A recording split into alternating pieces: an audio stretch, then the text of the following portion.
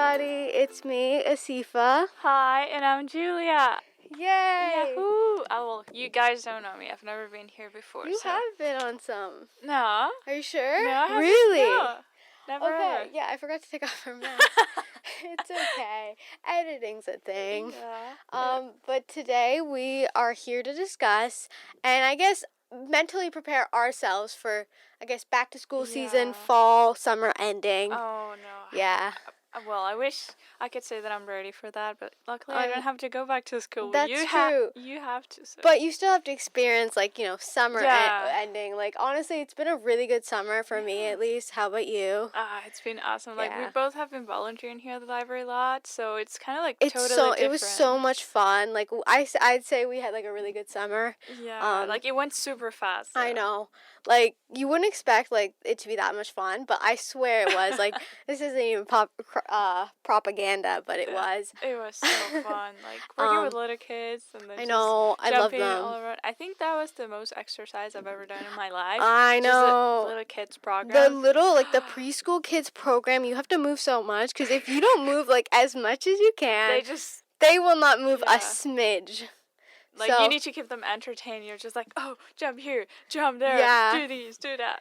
Oh, but we're going to miss that. So I think the best way to, get ourselves out of that mentality is kind of talk about it now. Yeah, I think that's just, summer is gone. Yeah. It's over. But it's not entirely over. I feel like we can still keep elements of our summer days in flux with the rest of the year, I like that, yeah. Yeah, definitely. I like that idea. So what I've been thinking is, I like to dress really girly and fun and dressy in the summer, and I know Julia does too. Yeah. So I was thinking about, ways to, kind of dress up the winter time when you want to wear, something more flowy and fun. My go-to idea that I'm just buying for back-to-school season is tights, thick, warm tights, too, to wear under your clothes. First of all, they keep you warm under jeans. Second of all, if you want to wear a skirt, I think it's a good investment. Agree. And also, you know what I find underrated, and people don't wear them anymore? Scarves. Yeah, I really like the big scarves, the one that look like a bed sheet or something. Yeah. I love those. They are so beautiful. I know. I think they're so stylish. When you wear something and then you add a scarf, it's wow. It just totally puts different. you together. And also, I don't know if Julia has experienced this, because I don't know how many winters you've walked here, but it gets cold. It gets super windy and cold, especially in Atlantic Nova Scotia. I feel like being close to the water has something to do with it. I don't know. I'm not a scientist, but it's cold. I'm tired of scarves being said to be cringe. That's what I'm excited about. That's what I'm thinking about to get me out of summer, and also leggings and stuff like that. Clothing. That's pulling me out. That's my one hook into. That's the response. Yeah. Do you have any things that you're kind of mentally preparing yourself for? I am really not sure. I think it's just, during the winter and, the rest of the year, I volunteered in a music school. Yeah. So, I really like going there, and so I get to interact with the kids when they come into the school. So sometimes I like to wear some fun stuff for they to, because they're, really young kids. So, I try to do really funny hairstyles and stuff, so they look at me and they're like, oh, you look really funny. Or, I wear something cool, and they're they talk to me and we have fun. So I think that's one of the things that I like. Yeah. And, I personally enjoy winter better than summer. Yeah. Because I find it easier to dress. I That's always so wear true. the same, just sweatpants and sneakers, and that's it, and I'm alright. But during the summer, I'm just I really want to wear the kid stuff and all that. But then you're also sweaty. Yeah, I know. Yeah. It's horrible. Sweaty and humid. Ugh, I hate it. Yeah. But I think the idea of getting to think about your cute outfits and things to still feel summery vibes during the winter. I like that. It's a really good idea. And I like the idea of having stuff that are gonna pull you away and get you excited for a new thing instead of being sad. Oh, something's ending. Your life's always continuing. You're not stopping. Just I feel like that's a good thing to remember, especially with school and the fall and actual work routines and stuff, is waking up in the morning. I know a lot of people when they are in the summer, they wake up really late. They wake up at 12. I have friends that wake up at 3 p.m. But I know Julia, she likes to wake up really early. I do wake up really late sometimes, Yeah? but like early is good. Yeah. One thing that I learned from a friend is that when she's like getting out of summer into like actual school and everything, she like starts a week before school and she like puts an alarm on her phone for like, I don't know, let's say you want to wake up at 6 a.m. or something like that. And then she doesn't leave her phone like close to her, like in the table or something. She puts it like underneath her bed or like somewhere else in the room. So in the morning when the alarm goes off, she has to like wake up, actually like stand up out of the bed and like go find the phone and turn it off. So that kind of just helps like waking up earlier. Yeah, that's really smart, I think. Just getting back into it, I also kind of like to wake up early. I don't like my day being gone. But but my problem is that I tend to sleep later at night. So what I find is really good is just kind of tiring myself out through the day. I'll do as much stuff as I can. Like I'll mow like everyone's lawn. And that'll get me to bed earlier, and then I find it puts me in that routine of going to bed early, waking up early. So I find like you don't have to be like, oh, I need to be in bed by 9 p.m. You just have to be like, oh, instead of going to bed at 1, maybe I'll go to bed at 2. And not 2, at 12. No, Asifa, your bedtime. Asifa, where's the bedtime? And go to bed an hour early, maybe 45 minutes. Slowly, you'll be back in your routine. And you'll be waking up early. And do what Julia said. Exactly. Put your phone really far away. Very, very far away. Okay? Don't fall asleep watching TikToks. TikToks are boring. I don't like them. I don't like TikToks Do not be such either. a teenager, okay? Yeah, I say stay away from TikTok for a little bit. Another thing I do recommend is if you find yourself kind of addicted to TikTok, put a time limit on it. I swear, just go into your phone, put a realistic time limit. Maybe like start off slow. Maybe start at 2 hours. It'll get less through the day. Yeah. You'll be better off without it. It's crazy. I remember the first time I went into TikTok and was like, I love the TikToks about like food and like organizing stuff in the fridge. Oh my goodness, I love this. And it's crazy the amount of time I spend watching those things. I know. And it's just one random lady in one part of the world organizing her fridge, and I spend like 3 hours watching. I know. I'm like on baby TikTok. I know so much about like random parenting and stuff. And like, oh, you shouldn't have bright colors. Like, why do I know that? I don't need to do that. I need to do work. Yeah, I watched this one and it was like, oh, things you didn't know. And apparently, yellow and blue make people hungry for some reason. Really? Like, yeah, that's if you I put didn't that know color that. everywhere, they're gonna be hungry for some I'll reason. try that out. I'll just only look at like other colors. That's why the recording studio is like red. We can't eat. We here. can't dare. It's like a big thing. It's pretty smart of them. Yeah. Yeah, but I'd say like slowly start getting rid of your summer distractions, laziness and distractions. I think like slowly putting them off, like TikTok and like bedtime. Be good with your bedtime. Eat properly, because I know personally during the summer I'm just like, oh, I really don't care much about what I eat. I'm just like, oh, junk food, or like I have breakfast at 2 p.m. or something like that. Or you can like go out and like you're kind of always outside in the summer. You can just go to a place and like pick up a water bottle. I say for school year, I think you should start investing in things that you actually need. I find a good thing if you're like rushing around, you have a lot of notebooks, instead of carrying a binder, well, you can have a binder. Put your stuff in it, but things you need the next day for class. Yeah. Get like a clipboard or a notebook. Bring a notebook on the side. Get a clipboard of your important papers. Take that to school. It's way lighter on your bag. Your back won't be like hurting.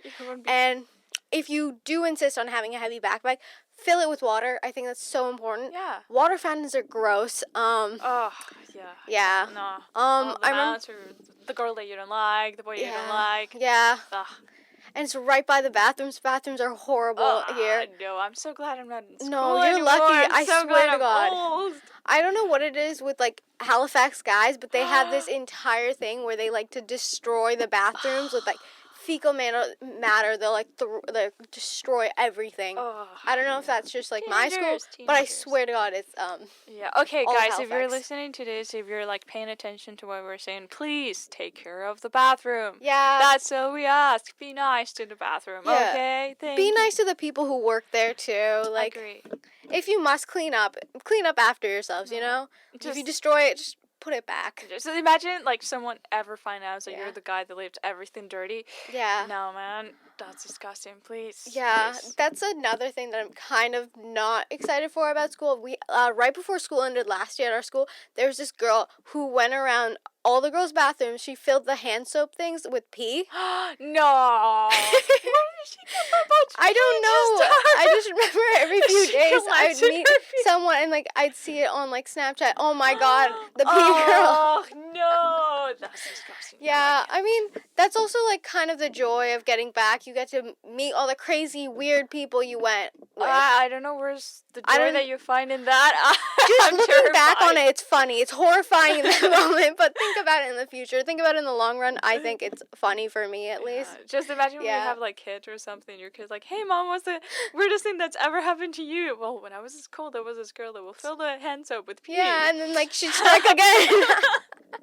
She had determination and ambition. I give her props to that. You never know. Yeah, that's what you need, guys. She might get to a good point in her life. Yeah. You never know. Very famous. Good for her, maybe. Yeah. Oh, my kid does know. I know. Yeah, just be a good student, please. Be a good person. Be nice to other people. And be nice to yourself, too. Yeah. That's really important. Keep that in mind. I think self-care is the biggest thing. I feel like you get lost. You're like, oh, going back to school, I have to put one thing aside. You don't have to try and have, like, days just for yourself. Like, whether it's just, like, once a week, once a month, try and put that time for yourself. You don't have to be studying. You don't have to see anyone, honestly. Just have your own self-care time, I think. That's a really important part of like students' lives that sometimes like you get so overwhelmed by things in like your home and school and your friends and everything that it's just like, oh, I don't have time to do this, or I don't have time to do. And once my mom told me that if you have time to text someone, then you have time to take care of yourself. Okay? So just put your phone aside, just take a break, breathe, eat something nice, take a nap. Naps are really important. But do not be like me. I take a nap and then I wake up like 10 hours later. I say time. Yeah, I used to do that. Right now, I find timed naps are way better. Yeah. They say if you have a nap over 30 minutes, your day gets destroyed. But a 30-minute nap can help you tremendously during the day. So, yeah, I'd say definitely start timing your naps. Alarm clock. Put it far away once again. And remember, I know a lot of people get caught up in the freedom of summer. It's not just one thing. Like, you're free in the summer. You're imprisoned the rest of the time. Just try and remember, like Julia said, you have time to take care of yourself. It's a really big thing. And is there any last words you'd want to say? I don't know. I just think that just work hard, study hard, and just try to like find joy in the things that you do, because school is a really good experience for a lot of people. And although I didn't have the best experience personally, I do find that a lot of things that I did in school that I learned were really important to like the person that I am right now, and just kind of creates a different character and a different personality for yourself. So I think it's really important that you pay attention to things that you really want to do. And sometimes I think it's really easy to look at other people and they're like, oh, the popular girls or the popular guys, and like I want to be like them, and I do this and I do that. Just like find yourself, make yourself the unique person that you already are. So just like love everything that you're doing, take baby steps, be patient with yourself, and like everybody has a different like learning experience and experience with like social life. So I think it's really important to just take a moment and look at the school and say, okay, this is my experience and I'm never gonna let anybody ruin it. Not that much, because someone's gonna ruin it at some point. That's a really good point. I'd say definitely find places, like school's a good time to find yourself, whether in the social scene, whether in the academic scene, or just in hobbies. Like, there's so many chances for you to get involved in the school environment, whether it's just going out looking for opportunities, like volunteering. That's how I got into the library now. I'm here, like, every day. Just you wanted some credit stuff. And, I think join clubs, quick clubs, join sports, do theater, whatever makes you happy, okay? And don't let anybody tell you that something is dumb or anything, because they are dumb. You're not dumb.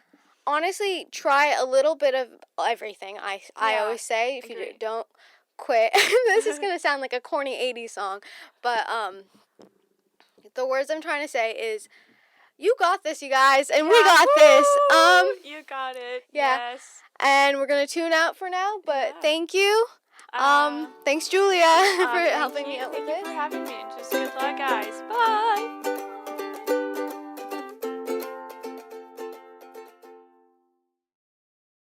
Hi, my name is Alisha and welcome to Teen Talk. I'm a teen volunteer at the library and will be discussing my current reads on this podcast. Today, my first episode, I'll be talking about a book called Ace of Spades by Faridah Abike-Iyimide, which I do hope I pronounced correctly. So I'm going to start off with a quick summary. 2 black students at a predominantly white private school, Nevius Academy, start being targeted by anonymous text messages called Aces.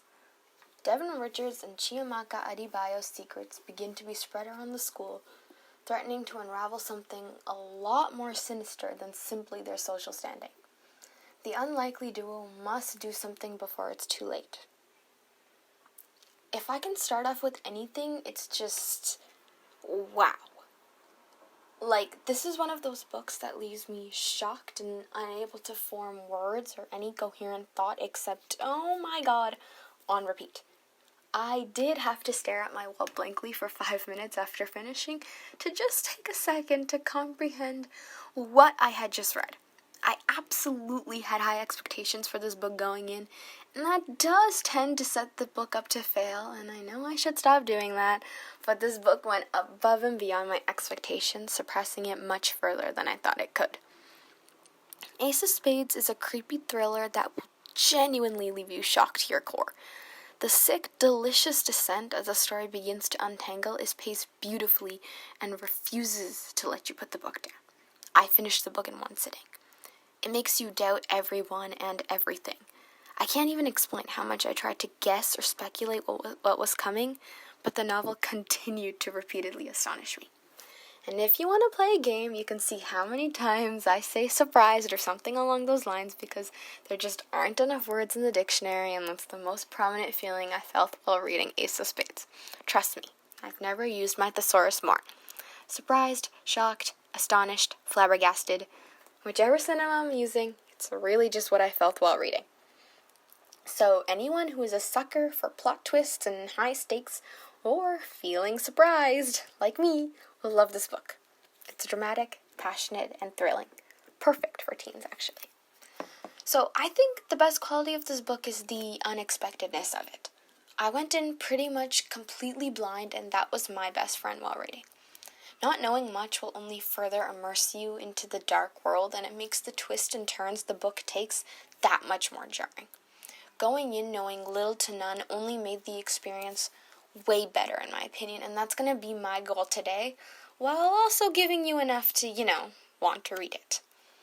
The one comparison I heard over and over again, and if you search this book up, I assure you that you'll see it a million times, is that it was Gossip Girl meets Get Out. And so for my TV watchers, although how outrageous those two sound, it's probably the most accurate description I could give you. And for my Blair lovers, the author said Blair did inspire Chiamaka's character. And so, as well as inspiring Chiamaka, the two very iconic movie and show also must have inspired the book itself, because the second page of the book included 2 quotes, and this was a fun little surprise while I was reading. They say, life is full of surprises, that our dreams really can come true. Then again, so can our nightmares. Gossip Girl. And all I know is sometimes, if there's too many white folks, I get nervous. Get Out. So if you still aren't intrigued by that, I don't know what will. But let's get into some other stuff.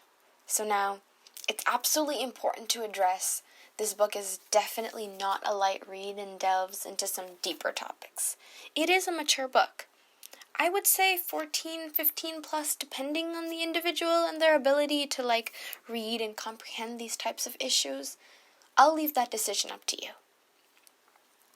The story shows the true despair and destructive nature of systematic racism and white supremacy, as well as the struggles of queer, people of color, and class, and how that kind of intertwines with racism. So yes, it does cover a lot, but it doesn't ever feel forced or performative, and that's really important to note. The themes it covers doesn't take away from the plot, and in fact the story flows through the topics, showing various nuances and the struggle of Black people in America really well. It's chilling and very informative to read, especially as someone who isn't Black. I really enjoyed how it showed the disparity between Chiamaka and Devin and their wealth. The novel showed Chiamaka a clearly wealthy individual and how that kind of put her in a little bit of a bubble versus Devin, who lives in poverty, and how that makes a significant difference in how he must navigate life and how people treat him. And so while it didn't minimize Chiamaka's struggles, it showed how racism and class do go hand in hand, and how sometimes racism is rooted in class, which was really interesting to read, and it definitely made me think, and that's really important for a book, and it made this book that much more interesting. And I want to take a second to just focus on the characters themselves. The character development and path you see the two venture as they face this impossible situation is so heartfelt to read. It shows both of their POVs in the book, and it kind of flips back and forth with them, which I did like. And if I can't connect to a character, the book just doesn't work for me. Luckily, it doesn't take much to fall in love with Chiamaka and Devin's characters. It's hard to explain, but I really connected with Devin, and while Chiamaka was an incredible, headstrong character, Devin's quieter, more sensitive self really just embedded itself into me. So I would give Ace of Spades a 4 out of 5 books. And that's an amazing writing.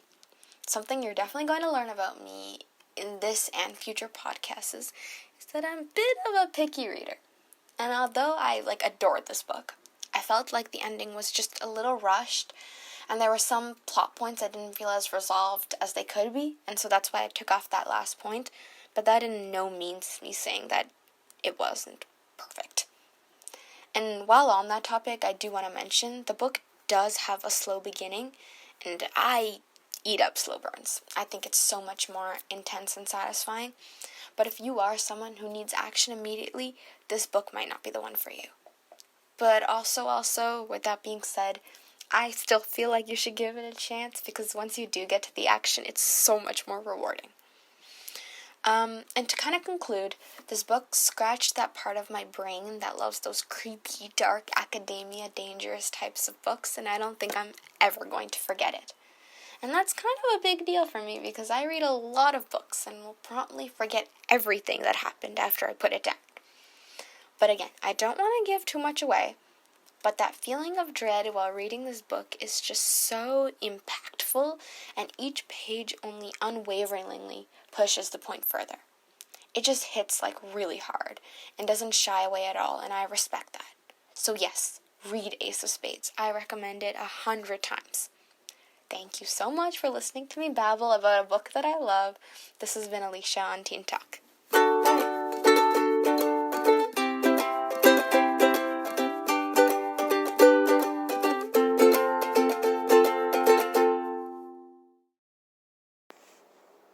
Hey guys, hope you're having a fantastic day while listening to me and not nervous like me that the school time is getting closer and closer. Oh god. By the way, my name is Kian, a teen volunteer in Teen Talk, obviously, and in today's podcast episode, I'm going to talk about a book that I've been reading during the summer and finished it. I strongly recommend this book to a person who likes to read something related to cinema and enjoy these things, The Woody Allen Apropos of Nothing is basically an autobiography book about the fascinating life of Woody Allen, specifically how he fell in love with movies and how he found a career in this industry. However, this story is mainly about his cinematic life and how passionate he was and never lost his path to reach his goals. Now I'm gonna talk about things that I highly liked from reading this amazing book, and I understand those people who have no desire ever to watch a movie from the Woody Allen universe, but as a film lover, I can't ignore his interesting style, specifically his comedy movies, which are totally different from any comedy movie that you've ever seen. While still at high school, he began sending jokes off to newspapers, many of which were printed. Eventually, an agent got in touch and asked him to spend a few hours each day after school writing one-liners for their celebrity clients, for which they would take the credit. Kind of started his career with writing jokes and short story, which is kind of interesting, I guess. And also he went to New York University majoring in film, which is pretty awesome. Very good. But sadly he was kicked out after he failed to show up to classes. Why? If I learned something from his personality in this book is that he is definitely a stubborn person. However, after that, continued to write jokes and selling, short stories and these things again. He kind of used to sell his stories to newspapers, something like that. Something that he was a master in that, writing comedies with his interesting sense of humor. I would say that interesting, dark sense of humor. I know, it's kind of sad. Apropos of Nothing is a reminder that Woody Allen has been playing himself for a long time. A long time. He's kind of 85 years old.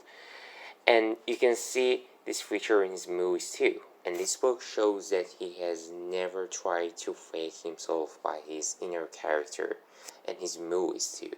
But there are some places in the books that you could realize tiredness and depressing tone in his voice and understand him as a person who has a lot to say in his life too. He had kind of, a bad childhood, Last but not least, the most important thing that I learned from this book is that in every successful person's life, specifically filmmakers, are many ups and downs. Keep failing till you reach your goal, And these ups and downs made Woody Allen's progress. I hope that you like my review. That's something that I realized from this 300 pages, because this book was mainly about movies and things, but I just said something that I just made a conclusion, and from something that he learned in college, from something he learned from this industry, and basically his whole life, So, yeah, as I told you, I hope that you like my review of this book, and if you're more interested to watch or maybe learn something from Alan, I extremely suggest you to watch these movies from him, maybe on this weekend. That would be awesome. Okay?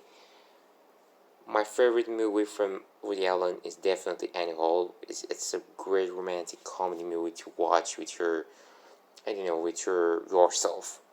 with your family, And number 2, Midnight in Paris, a movie that you could enjoy. Its interesting storytelling a lot. It's like a classic, was kind of combination of classic and modern storytelling. It is really cool. I really suggest to watch this one. That's fantastic. So, till the next time, have a good day, evening, and night. See you again, guys.